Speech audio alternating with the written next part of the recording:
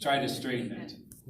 Yeah, because our left brain tends to, well, you know how the left brain thinks in terms of symbols. And a symbol for a head is straight up, horizontal eyes, vertical through the center. And so if the head is turned, your left brain is going to be tempted to drag it back. Now, maybe not all the way back, but it might compromise and come a little way back.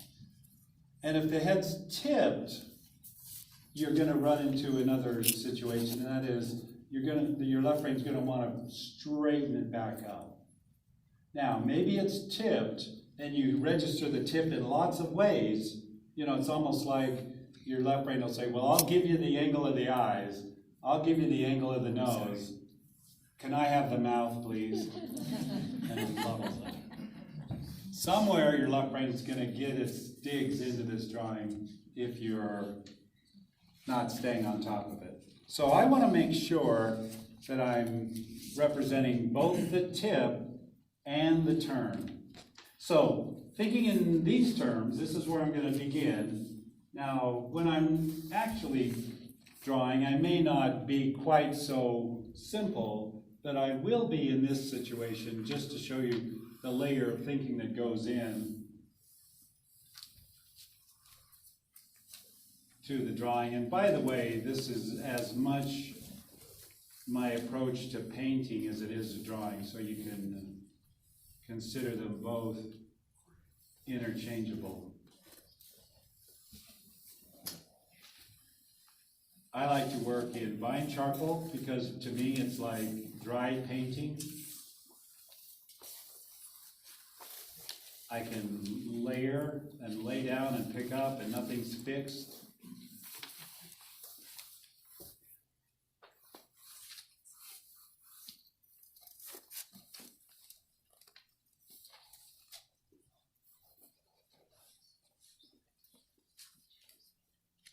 So at this stage, I'm just blocking in some of the most basic forms and positions of the features.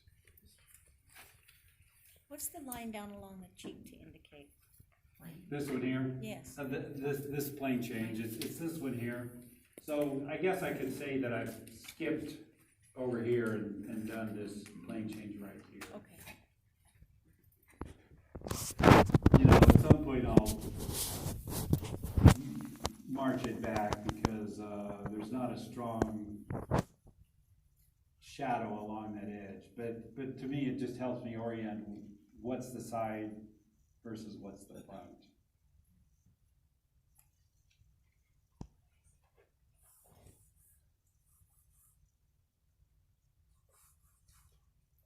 One thing that I find helpful, okay, so you can see that I've created kind of a rounded egg shape here, but I don't like to stay round too long. I think angles are very helpful because angles help represent line directions more successfully.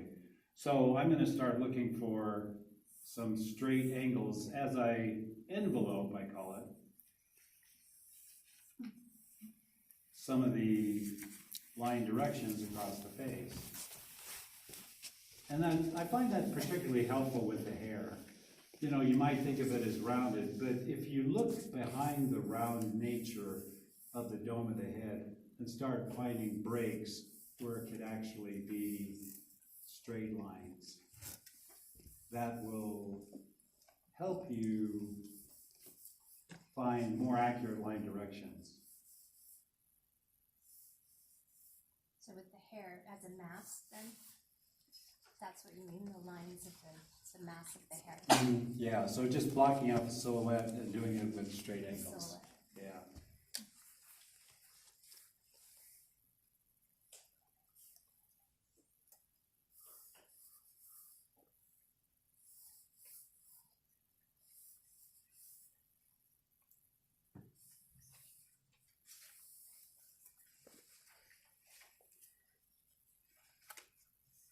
And I don't like working in media that doesn't allow me to walk things back.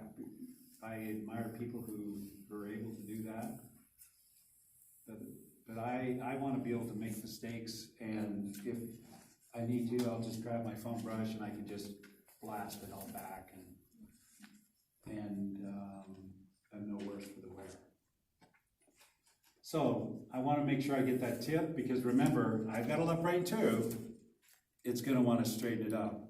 I want to make sure I get this 3/4 view. So typically what happens with our left brain is, think of the face as a bow of a ship like this. And if you're looking at a face straight on, those two edges are going to be equal in size, and so our left brain knows they're equal in size. But if it's turned 3/4, this side is not foreshortened, but this side is getting more foreshortening. But our left brain doesn't understand foreshortening, and what it'll do with this side is bring it this way. So typically what can happen is the distance from the center to the edge grows, just because your brain knows that there really is space there. But is there really, from our vantage point? That's the question we want to ask ourselves.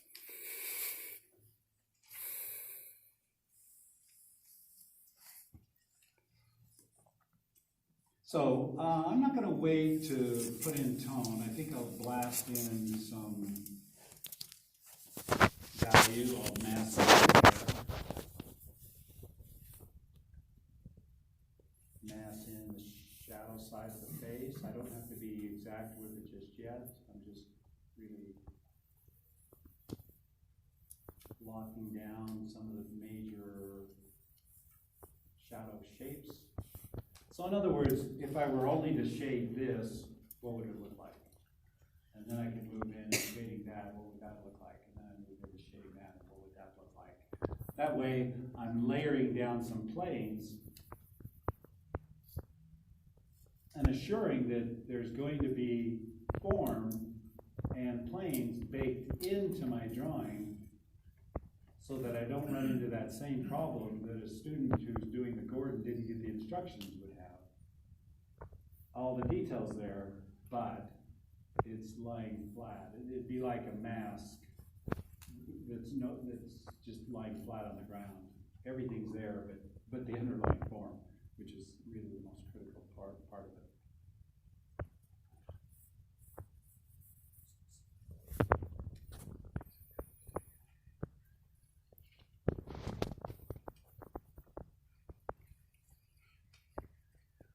So at this point, what I'm doing is I'm being a little more articulate with the shadow edge.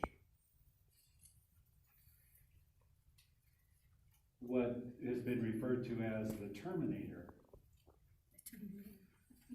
How many have heard the term terminator before? Yeah, but not For shadow edge? Yeah. What context have you heard it in before? Well, the movie Schwarzenegger. Oh, Or Bug Killer.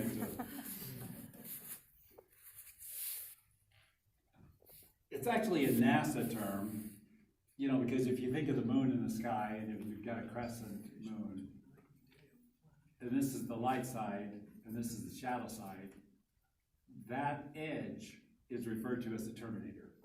It's where the light ends, shadow begins. Where does that happen? We want to know. Now, you don't always have a strong single light source, but artists love to work with single light sources because it simplifies things, and that's what I'm working with here, is a single light source. So the moon has a single light source and a terminator. This photograph has a single light source and a terminator. So what I want to do is be mindful of that terminator and map out the shape of that shadow.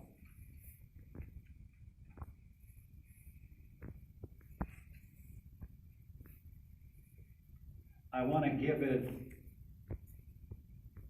legitimacy, because sometimes we can get caught up in finding the right proportions and contours of the object, but then when it comes to shadows, we do kind of a yeah, whatever. But I don't like doing a yeah, whatever when it comes to something as important as the shadow edge or the terminator. I want to make it as important as everything else.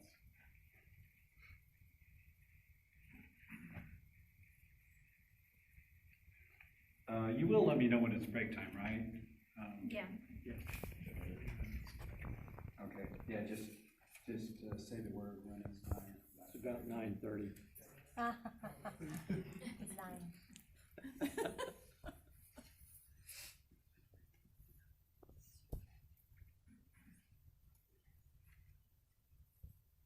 And by the way, looking for shadow shapes, I find that students will really struggle with doing a face because they're trying to craft an eye in there and they're trying to, register the features and stuff like that.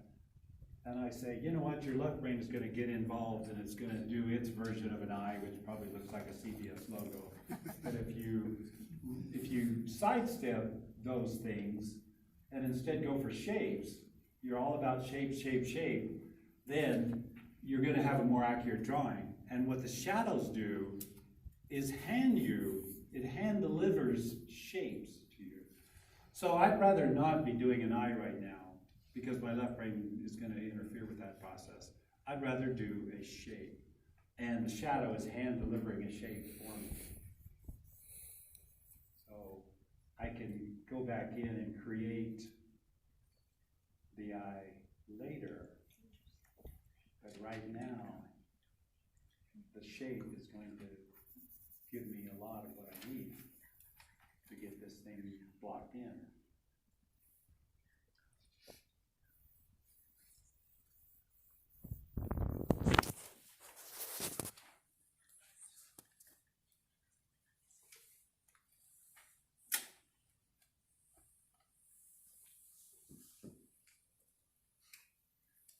And so I'm doing the same thing with the mouth.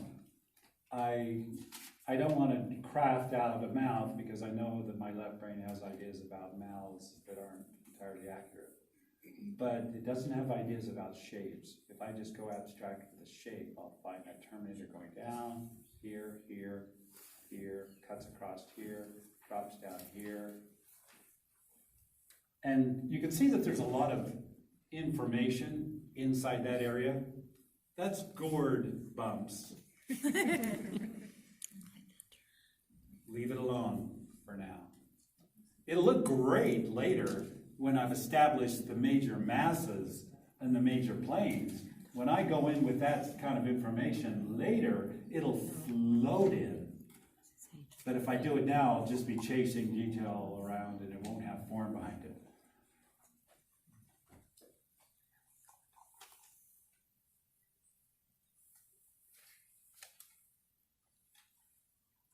Okay, I am going to, I'm going to lay down enough charcoal that I can have something to spread around. Because I'm going to give his head an overall tone. Because like I say, this is a lot like my painting process.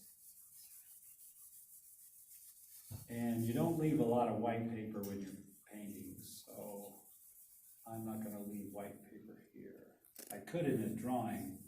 But like I say, charcoal for me is like dry painting. So, dragging in some value.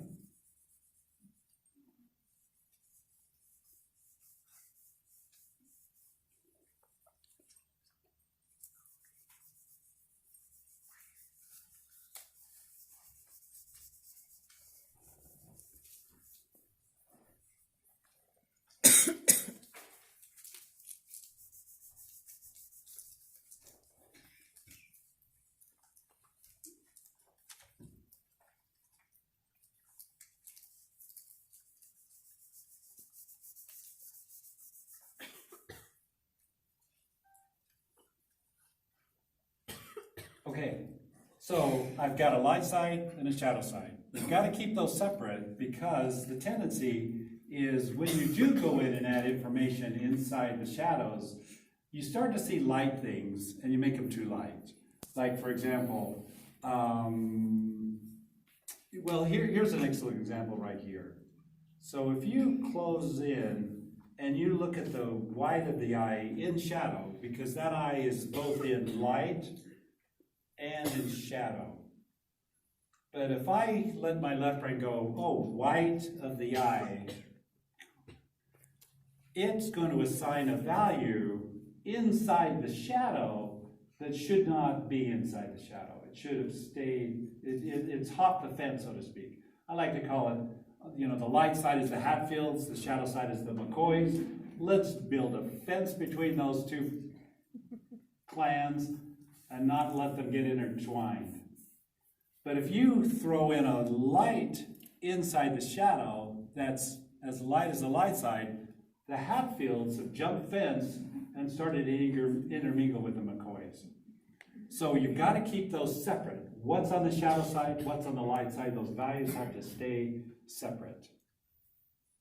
So any light in the dark side is never light as the light side. Yeah, now, that's 99% true. There will be some instances where you could have some really strong reflected light that's just blasting in and it comes pretty close. But that's a good axiom to remember. The lightest light in the shadow is never as light, is never as dark as the darkest dark on the light side.